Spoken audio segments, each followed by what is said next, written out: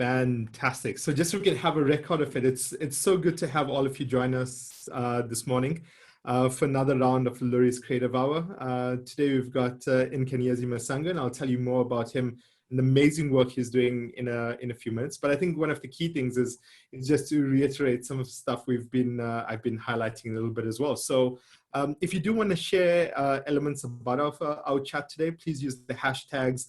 Hashtag Loeries Creative Hour, obviously is what we use for the Creative Hour, but we've also got hashtag Create Change, which the Loeries is using for this year, for 2020, which was something we actually came up with prior to the challenges of 2020. But what an appropriate theme for this year as well, and obviously beyond COVID because of the challenges we're experiencing. So let's chat about how we go beyond COVID as well.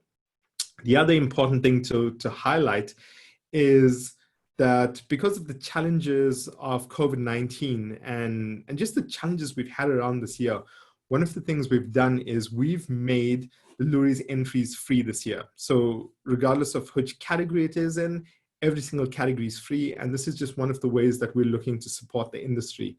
I think we're all, excuse me, well aware of the challenges our industry is facing. And despite all of these challenges, I think one of the key things that we're the Loeries is seeing is that the creative industry and the brand communication industry as a whole is propping up society at this moment. It's the reason why we can go into a store and know what's available for purchase. Is because there are great people behind the scenes working to make sure that communication is available. It's the reason why government can communicate to all of us and let us know some of the key elements in terms of maintaining hygiene, social distancing. It's because brand communications professionals worked in that. And that's the reason why there's a lot of these funds out there that have been able to secure billions of rands in funding to support society and prop up society at this moment.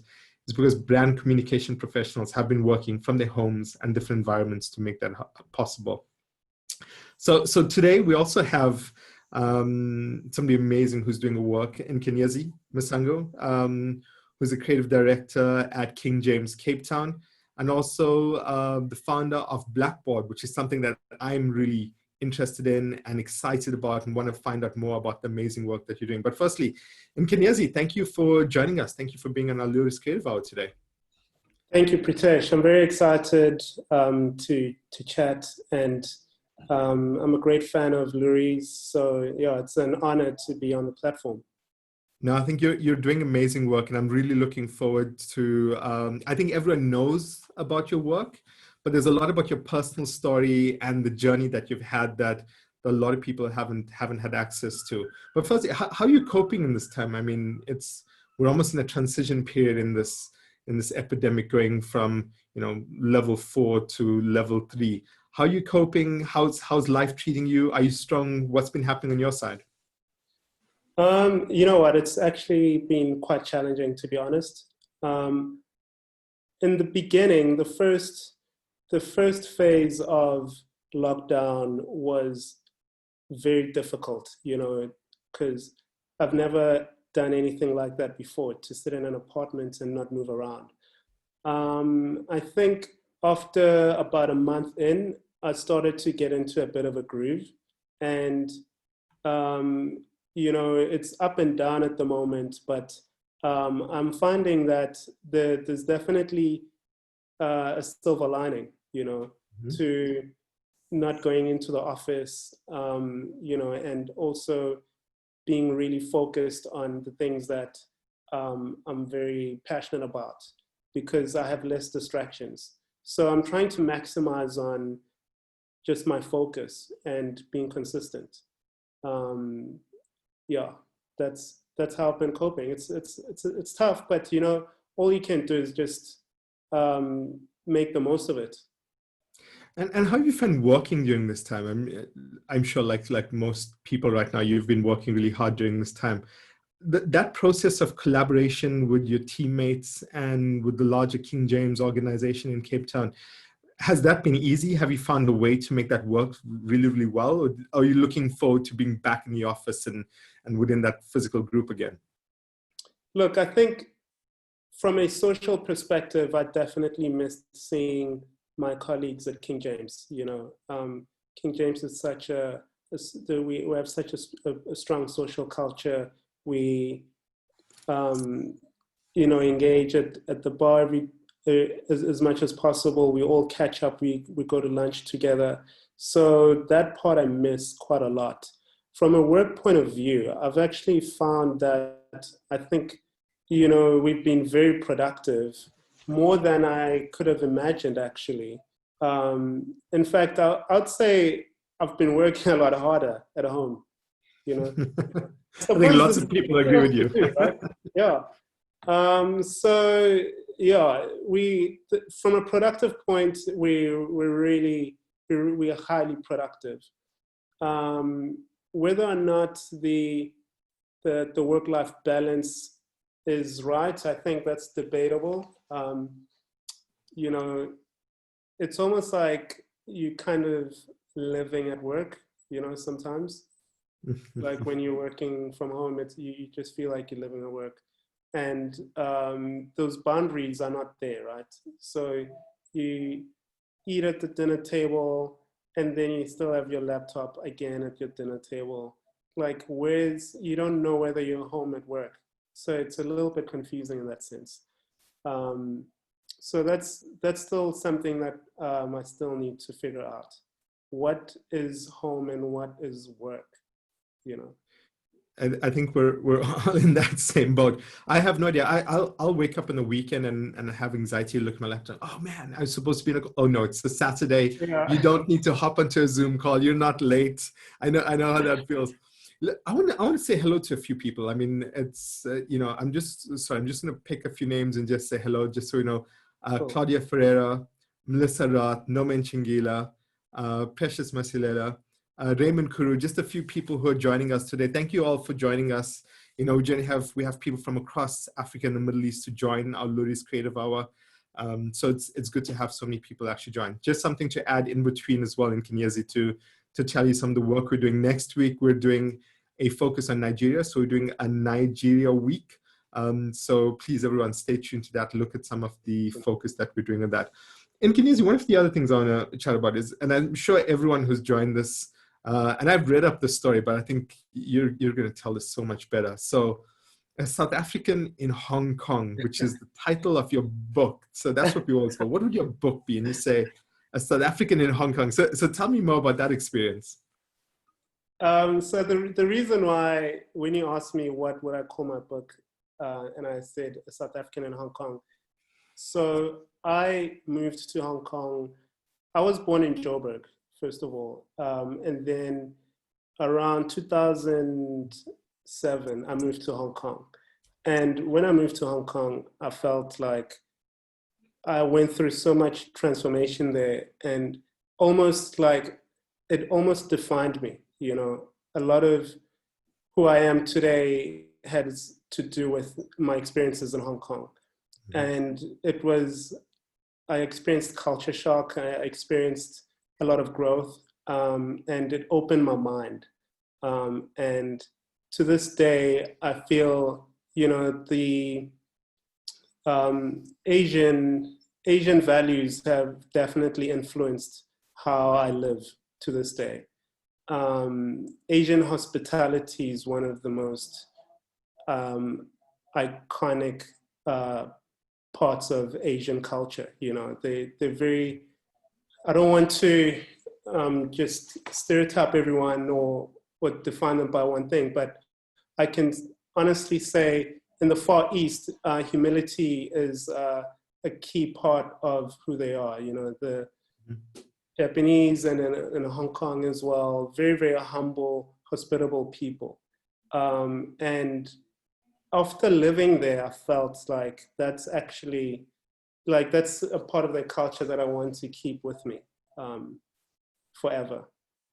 And what about working there? What about the work culture? So we know the social culture is great and very welcoming, but in terms of the work-life balance and working some of the projects you worked on in Hong Kong?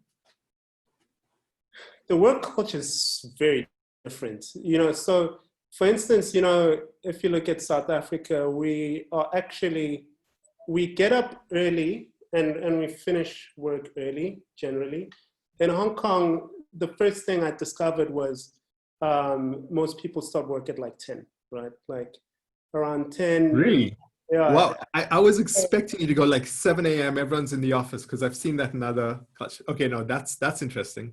So that for me was a huge shock, right? I was always the first in the office.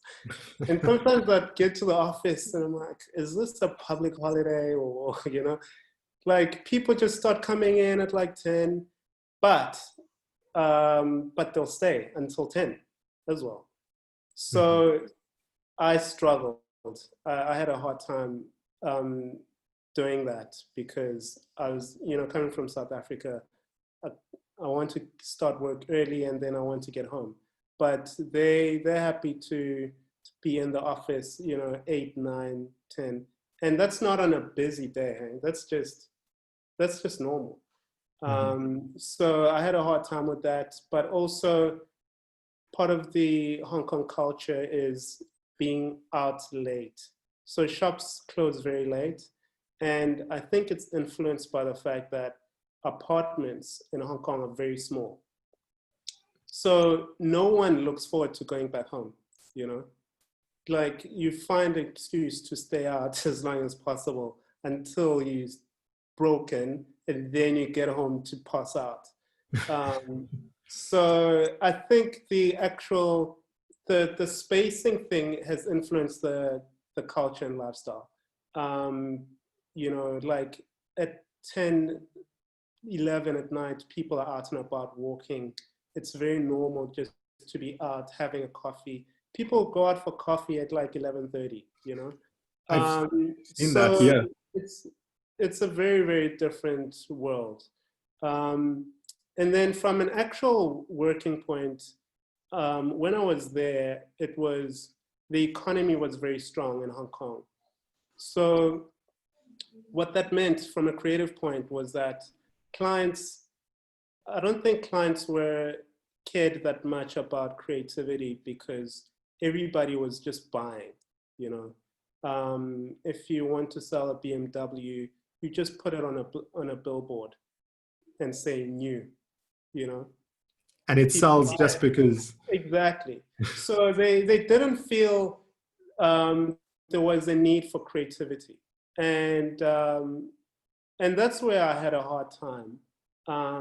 But the thing that I learned the most about was digital. They're very advanced from a digital point of view.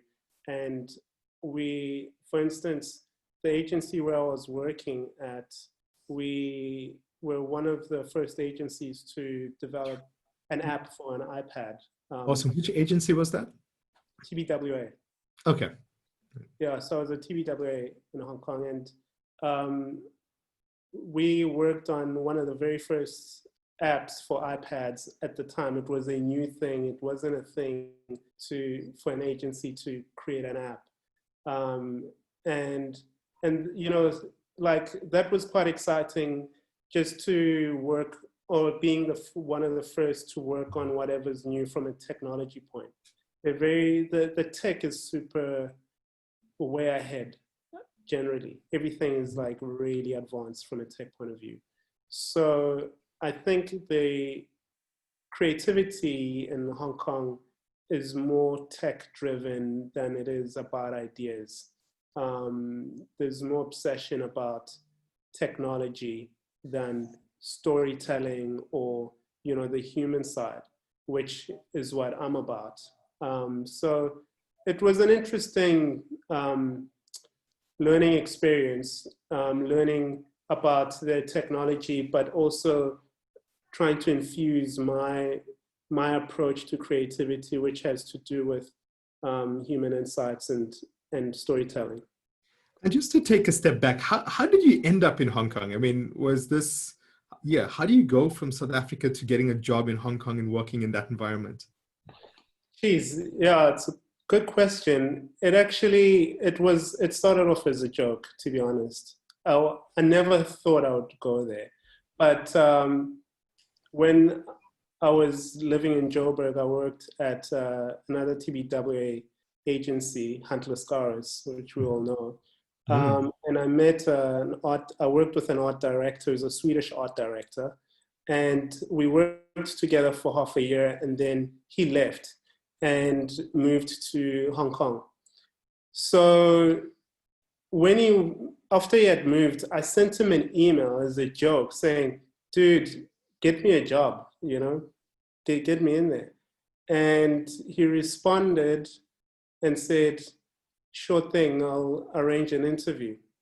And then the rest was history. It was basically that. And, after back and forth on chatting on Skype at the time, they sent me a contract and a one-way ticket. And I was very, very nervous. And I tried to negotiate. I said, can I at least just come? Can you fly me up just to check it out? And then we can decide. And they said, no. If you want to come, sign the contract and fly over. That's it. And So, how long did you spend in Hong Kong? Like, what was the duration of your stay there? 4 years. I was there for 4 years. So that's pretty significant. So we're not talking like you went there for a year and came back, because you also worked. Am I right? You worked in the Beijing Olympics and for Adidas. So some of the campaigns for Adidas for the Beijing Olympics, right? Yeah. So tell us more about that. That must have been iconic. I mean, to be able to work on the Olympics and to be able to put communication out that probably well over 1 billion people are seeing. What was that like, and what did you work on? Look, it was an amazing opportunity. So TBWA Global had the Adidas account at the time, and the Olympics were in Beijing in 2008. So TBWA Shanghai and TBWA Hong Kong collaborated on the campaign. And as you can imagine, an Olympics campaign has a lot of different facets. And I got to work on one of the TV ads for that with the team in Shanghai. And it was a dream, it was a dream. And at the time, anything for Adidas for me was epic. Like, if just working on an in-store poster for Adidas was like exciting for me. So to get to work on the TV ad was amazing as well. Great. If you're just joining us, I can see we're getting people who are just joining us. So we're chatting to Nkanyezi Masango from King James in Cape Town. But the other amazing thing about Nkanyezi that I want to jump into is Blackboard. And maybe again, before we just get directly into Blackboard and the work that you're doing, what made you leave Hong Kong? Why? So 4 years in Hong Kong, what made you come back? So when I got there in 2007, and then, so the recession hit in end of 2008 into 2009. And around 2010, it became a lot harder to do exciting work. I think I loved living there, but the day-to-day work that I was doing, I was starting to feel quite unhappy about. Clients were not buying anything. No one wanted to spend on anything that was interesting. So from a distance, I was looking at like what South Africans were doing at the time, and I kept feeling jealous of the work coming from South Africa. And I was like, okay, you know what? Like, I love Hong Kong. I have it really good here, and they're paying really well, but I wasn't satisfied with the work. So I thought I would just come back to South Africa and get to do some really exciting work again. So that was the motivation. And it had been 4 years as well. I felt like it was a pretty solid stint. So I decided to move to Cape Town. And, as much as I love Joburg, I thought I wanted to experience a different part of South Africa, so Cape Town was like an obvious choice from that. And where about in Joburg are you from, though? So I was born in Soweto. and moved a couple of times in various parts of Joburg to the north. And so now you're in Cape Town, and we're going through this COVID-19 pandemic. Do you think this is, I mean, the same experiences that you had in Hong Kong, where you found the level of creativity dropped, and there are going to be challenges?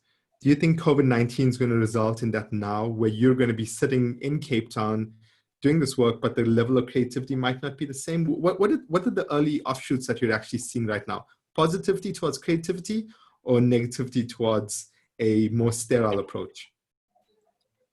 I think that South Africans are very inventive and creative, you know. South Africans are great creative problem solvers.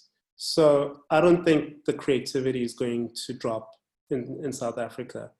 If anything, we'll probably be more innovative, you know.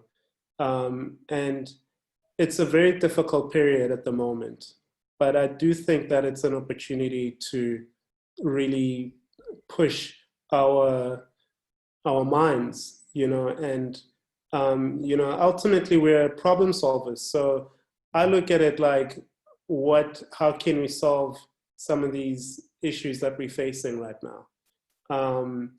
Economically, I think we're going to have to rethink business models, and in terms of ideas and ads, you know, it has been challenging from a production point, but again, who knows, maybe there could be some new tech that develops out of this whole situation that actually pushes us forward.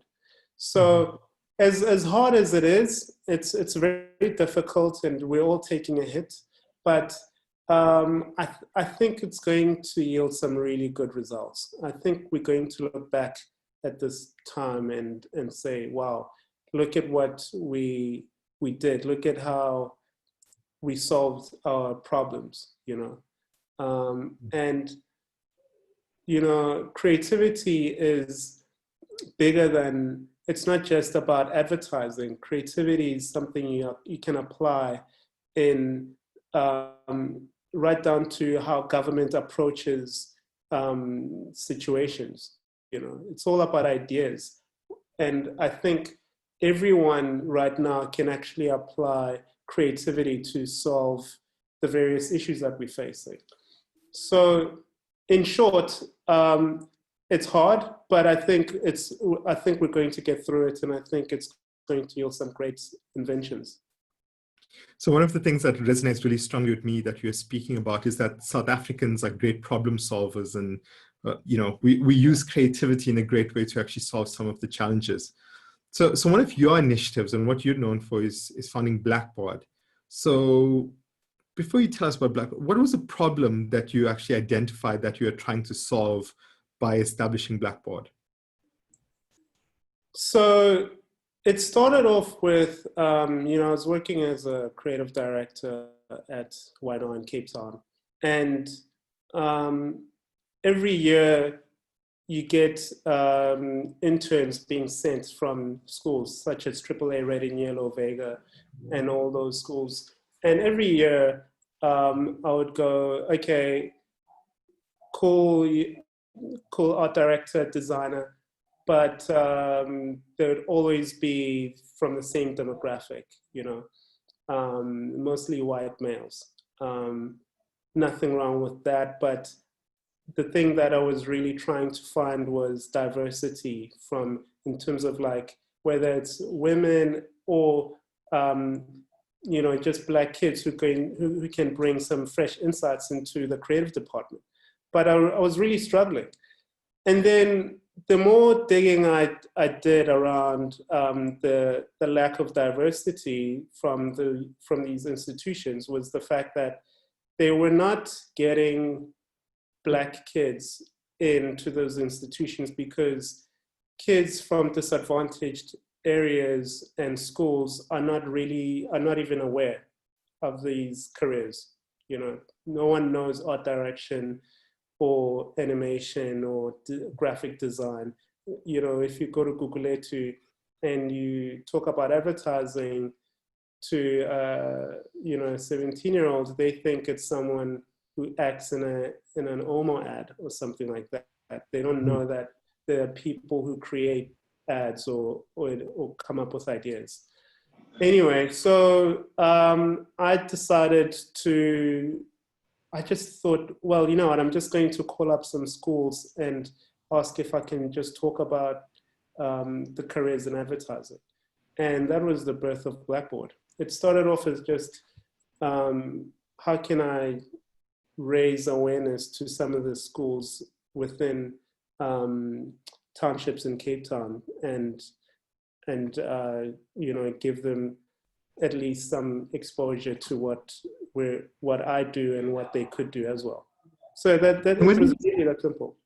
Awesome. And when did this start? So when did you first start calling up schools, and did you have much luck with schools going, yeah, sure, come and speak to our students? So it was a lot harder than I imagined. It was a lot. I thought it was going to be that easy. I thought it was just you know, a few phone calls. But I discovered that, you know, a lot of underprivileged schools, a lot of them don't even have websites, right? So a lot of these schools don't have websites. You struggle to find a number. And sometimes if there's a number online, it's a cell number to a principal who would probably just hang up on you if they like, who's this weird guy calling me, you know? So that was probably the biggest challenge of the whole thing. But then eventually I got connected to another organization called Nkanyezi Youth, and they had a network and a database of schools. And we kind of, in the beginning, we kind of partnered unofficially, and then I got into the database, and then we started working together, and then I developed my own part of that entity, which I call Blackboard. Great. Nkanyezi Masango, who's amazing, who sits on our Loeries committee and was also one of our guests on Loeries Creative Hour a few weeks ago, has a really good question. She asked, what are some of the key learnings you have had through Blackboard that can help agencies refine their training and recruitment programs? Yeah, that's a great question. So I think one of the key learnings, you know, if you look at how agencies approach apprenticeships and internships, I feel that they're kind of geared towards a specific demographic. And I think first and foremost, one of the things that agencies could do a better job of is not making the people you bring into the agency about who knows who. You know, a lot of interns throughout my career that I've found come into agencies, you find that, oh, that's so-and-so's nephew, or, oh yeah, that's the CEO's, like, you know, friend's son, you know. I think agencies should create a space where you're not coming into the agency based on who you know. And I think agencies need to really step out of their comfort zone, because we're all kind of like a bit of a closed circle. We're not really opening ourselves up to different kinds of people who should be coming through our doors. So I would say, in essence, stop making it about whose nephews, whose niece this person is. Open your doors, and also just call Blackboard. Like, I'd say that's probably the quickest way to do it. And I know how hard it is. You know, it's a lot easier to sit in a boardroom and plan on finding new talent from townships. Doing it is a whole nother story. I just know this from experience. So in short, link up with Blackboard. We can help. So in Kenya, you didn't have access to Blackboard. There was not a similar kind of organization when you entered advertising. So how did you actually get in? How did you understand that there was an opportunity in this whole ecosystem that you could be part of? Geez, that's a good question. It took me a while actually. I was fortunate enough to that I went to a very creative school as a child. So I was Which already school was quite, that? so In case Waldorf anyone knows School. it. I'm sorry. It's Michael Mount Waldorf School, Okay. and it's very like creativity is at the heart of it, and it's all about individual, being an individual. So I was already quite in tune with my creative side, and because they quite harness your creativity there. And then as I got older, I knew that I'm definitely not going to do anything such as law or accounting. I knew that very early. So that wasn't difficult to decide. It was just a case of where can I plug in my creativity? And then I just heard about copywriting. I didn't know what it meant. A friend told me about it, and then through that I did some investigating, and then I heard that that's actually where advertising is, and advertising is a place where you just come up with ideas. So I knew then that it's actually that's definitely for me, and then I applied at AAA, and the rest is history. So I think also from your own personal experience, there must be a lot of lessons that you're applying to Blackboard to get Blackboard to where it is today. So maybe for those that don't know, what are the programs? How does Blackboard work on a granular level? What do you do, and what's the program that you take the participants through? So what we do is we run workshops, and they basically every second Saturday. And each workshop is based on a specific discipline. So for instance, one workshop might be about graphic design.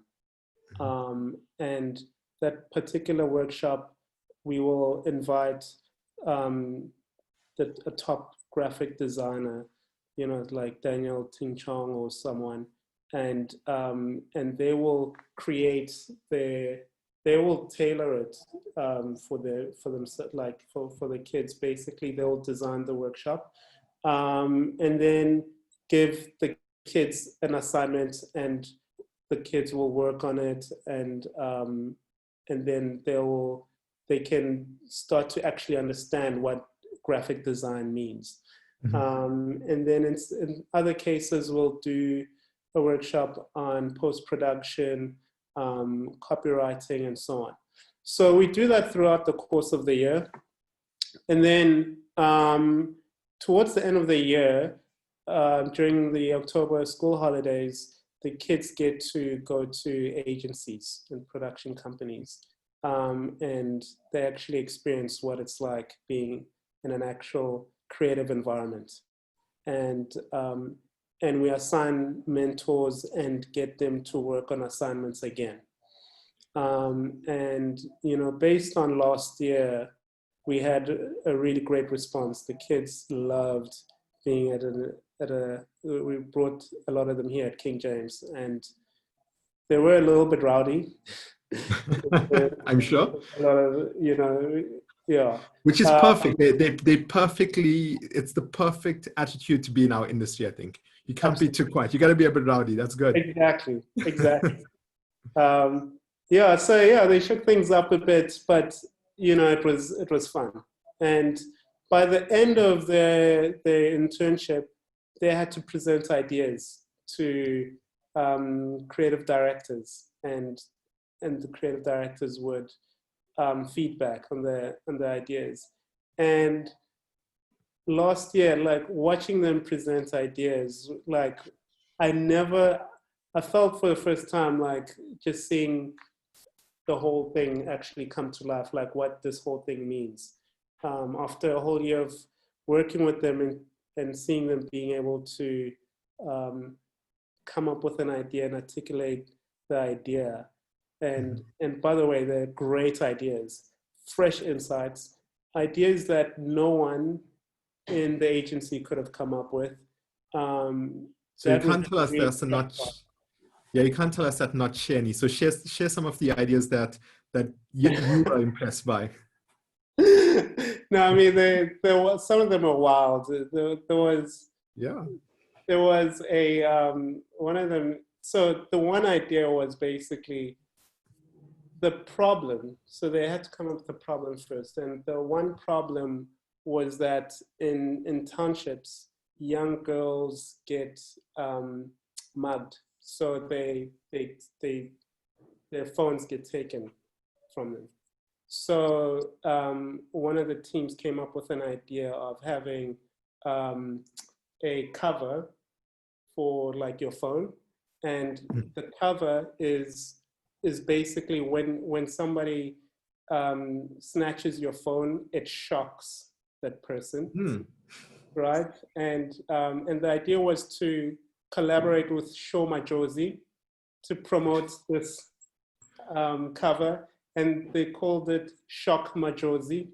That's it was fun. It was fun. That's cool. That's very cool. It was fantastic, and and the whole thing was they would get Show Majozi to be like the the ambassador who punts the product, and it's called Shock Majozi. I thought it was hilarious, but it was like quite clever, and but again, even just the whole thing around the fact that young girls get their phone snatched more than anyone else in the township is not something you hear about in mainstream media, right? It's something that you would only know if you're working with kids from that environment. And it also demonstrates the importance of having kids or young creatives from different environments. Otherwise, we're doing ourselves a disservice, and we're not really helping to add value to our society with our creativity. And also for business as well, Yeah. So you call them kids, but I think for anyone who's viewing this, they're not that young, hey? They're not kids. Yeah. Like, tell us more in terms of the age group, and how do you actually like recruit them and find them to get into this program? So we actually make it quite hard to get into the program because, discipline is quite key for the whole thing to work. We make sure that we're not bringing students who just are going to be in on one Saturday and then bail the next, So we make the process quite challenging. And we aim specifically for teenagers between 15 and 16. A lot of them, I think, are in grade 9 or 10. And one of the first things that they have to do is fill in a form. And then after that, they have to write a motivation letter as to why they feel they want to be part of Blackboard. And those motivation letters are a great way to filter out who A, is really passionate, and B, who already kind of has that burning desire inside of them to be creative. And also, and by the way, we don't really judge these letters on like grammar and things like that. It's effort.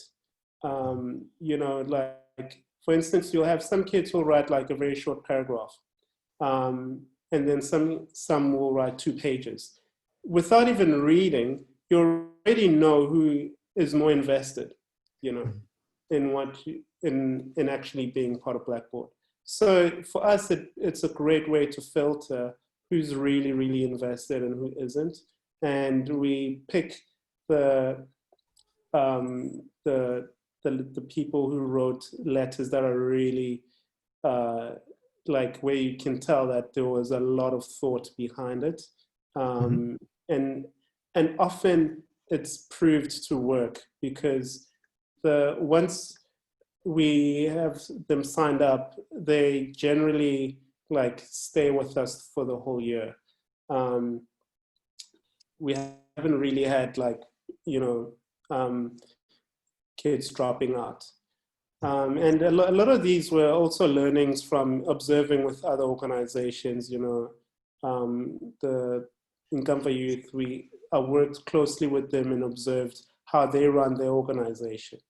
And so I learned quite a lot of tips from those guys and seeing how they manage young people. And teenagers are fascinating because you have young people who are, not very interested in much and they just want to mess around. But also there's some young people who are very determined and motivated. These guys, the fact that they show up on a Saturday morning to come to class is in itself quite inspiring. You can tell that they really want to make something of themselves, So for me, that is the thing that drives me. Their motivation is actually the thing that inspires me. A question here from Puti Como, who asks, and I know this is probably the good part to speak about, any plans to roll out Blackboard throughout the country? So some exciting plans happening. Yeah, no, this is true. We are actually going to be rolling out. We're going to make some announcements soon, but yes, definitely. Yeah, I'm looking forward to that because obviously I've seen some of the thinking behind the scenes as well. And I think, in terms of the proposition that Blackboard offers, it's something that we actually need across Africa and the Middle East. It's not just something that needs to be rolled out to other cities. It needs to be rolled out to other countries, and we need to speak on a country by country level. So I'm looking forward to actually seeing that happen. What are some of the successes that you've had with Blackboard? I mean, it's been running for a little bit now. Are you finding that, the participants in the workshops and stuff are now suddenly looking at advertising as a viable career? And actually, do you have anyone who's actually studying advertising at the moment, or has got a job in advertising? So, we started 3 years ago. So the guys who our very first class from 3 years ago, a lot of them are now in matric.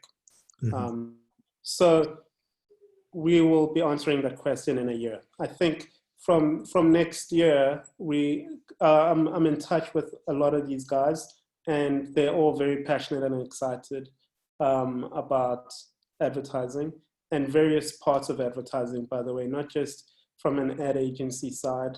One of our girls is very interested in post-production, which, I didn't expect. It's not something you'd expect a teenage girl to be into, but, she really wants to be an editor.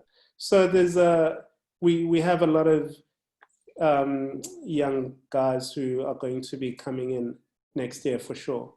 And part of our program is to facilitate that transition into the industry. Once you complete school, we help you get into the industry. Great. And in terms of this period, obviously COVID-19 must be posing a huge challenge because the whole idea behind Blackboard is these physical workshops that people come together and learn in the space. How are you adapting during COVID-19 to ensure that your work is continuing? Yeah, so we've had to really figure that out, and it got us thinking quite a lot in terms of remodeling our whole structure. But what we've been doing is actually working remotely with the guys, because we didn't want them to just sit at home and not be stimulated. So there's a massive WhatsApp group. We sent briefs on a WhatsApp group, and then they basically work on ideas at home, and then we review ideas via phone or various platforms. at the moment, that's how we've been doing it. But going forward, we're going to be investing in devices and give the kids, make sure that everybody has access to, has data, and everyone can really participate in a proper way. But also this actual problem actually got us thinking that that's actually how it should be anyway. Everyone, part of this, our mission is to democratize creativity, and part of that is actually making the tech democratic as well. A kid or a young person in a township in Guguletu should have an iPad and Wi-Fi. Like that's now more than average. It should be just standard, and I think that's how we're going to level the playing field. I was saying to a friend earlier, one of the things that separates the haves and the have-nots is information. And I believe that everyone should have equal access to information. So that is going to be part of us driving this mission to democratize creativity, which is to provide accessibility to information through devices and data. One of the things you're speaking about is, and I love this, about the democratization of creativity. And one of the things that we're trying to do is also as an NPO, as the Loeries, as a nonprofit organization, is being a strange year.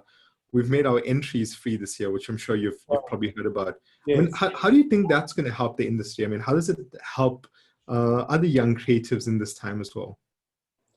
Well, again, I think it helps level the playing field, because it's not about who has more budget on entries. It's about, okay, if you have a great idea or you've done something fantastic, like you're proud of, you can enter it. I think it helps make it more about the work than about the budget, I think there's a lot of you find that often the thing, again, that separates, some agencies with others in terms of volume of entries is often just budget. It's not because the one agency had better ideas than the other, So I think right now, more than ever, we need to celebrate creativity and put, the money aspect of it aside and just celebrate creativity. And like I said earlier, tough times call for innovative thinking. So I think what Loeries is doing is really helping in that. Great, thanks. Do you remember your first Loeries? Do you remember the first Loeries that you ever attended? I do, actually, yeah. Everyone always has that smile. Yeah, it was, it's funny because I was at Huntless Scars at the time, and I wasn't even invited. I gate crashed, and yeah, I was just a junior writer, and I just wanted to see what happens at Loeries. So I joined a couple of friends, drove down to Sun City and just crashed parties. I don't think I even had an entry back then. But what the interesting thing is, that was before I left for Hong Kong. So I went to that Loeries as a gate crasher, and then, moved to Hong Kong. And then years later, the second time I went to the Loeries, I was a judge on the film panel. Amazing. So I went from two extremes, gate crashing to judging on film. But yeah, look, it's always been fun, it's always, Loeries are always something to look forward to. I think, what I was thinking is that, in terms of the kids that you have going through the Blackboard program, it's almost great. That's also great inspiration to try and find a way to get them to be exposed to the Loeries, to see the industry, to see a celebration of it when it does happen. This year, obviously, is a bit of an anomaly. It's it's a challenge, and it's more about supporting the industry. But there's some great content. There's some great ideas that they should have access to. So it's also a great inspirational platform that we need to figure out how to get them to as well. Nkanyezi. I think we're almost out of time. It's amazing how quickly the time flies on this as well. So maybe the first part. I think there's a lot of people who are watching who it's a challenging time. There's issues across Africa and the Middle East. Any words of support for other people in our industry? How do we get through this together? And what are some of the lessons or some of the words of support that you can share right now? Look, like I said, I think, the greater the problem, the greater the innovation, So I think it's a good opportunity to really be inventive right now. It's a good opportunity to be even braver than normal. We're all out of our comfort zones, and I think it's a great time to really try and do things that you've never done before. So yeah, just let's stop obsessing about going back to normal. Maybe normal wasn't that great anyway. Let's move forward and redefine what normal is. Great.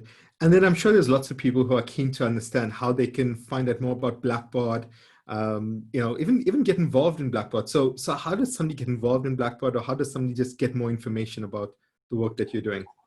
Give us a follow on Instagram.